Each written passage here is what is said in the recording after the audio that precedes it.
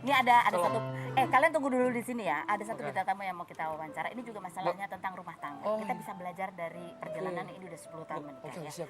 Kita lihat dulu profilnya Vicky Zainal berikut. Vicky Zainal, artis berusia 39 tahun yang mengawali karir dengan membintangi sinetron tahun 2001 ini 5 Mei kemarin melaporkan sang suami Mulyawan Setiadi Purnomo kepada Komnas Perempuan lantaran telah melakukan KDRT secara psikis dan verbal, body shaming, selingkuh, hingga menonton video asusila bersama perempuan lain di kamar. Kakak dari Bunga Zainal yang dikenal dengan karakter antagonis ini 7 Januari kemarin mengatakan sudah resmi bercerai dengan Mulyawan karena sang suami tidak ingin mempunyai keturunan setelah 10 tahun pernikahan.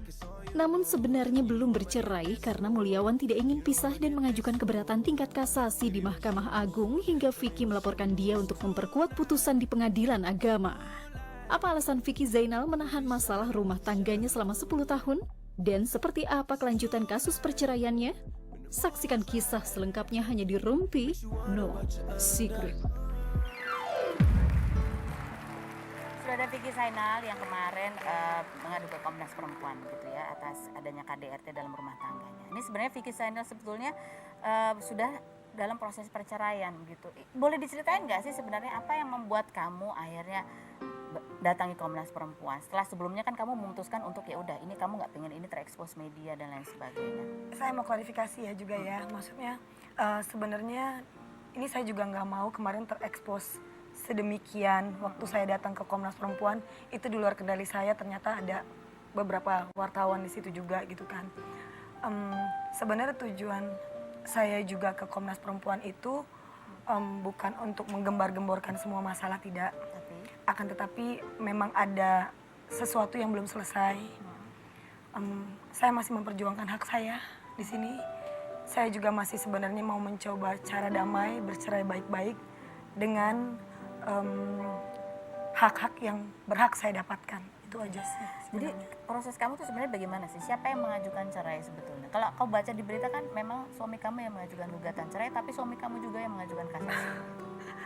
Aneh ya.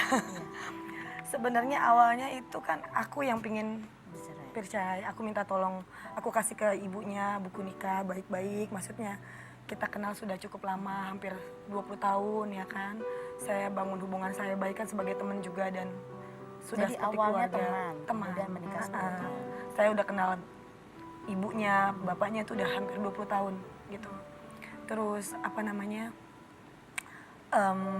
saya minta baik-baik, saya serahkan buku nikahnya juga, berharap semuanya itu bisa diselesaikan secara kekeluargaan dan sudah disepakati juga mengenai hak-hak saya yang harusnya diselesaikan gitu.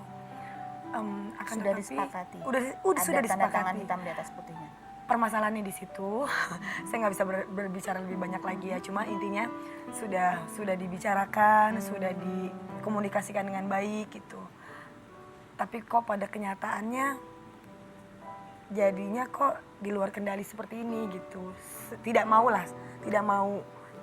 berlarut-larut juga gitu. Jadi pihak-pihak sana tidak mau, bukan tidak mau menceraikan, tapi tidak mau ada hak-hak kamu yang tidak disepakati begitu? Iya, di luar perjanjian yang sudah dijanjikan gitu.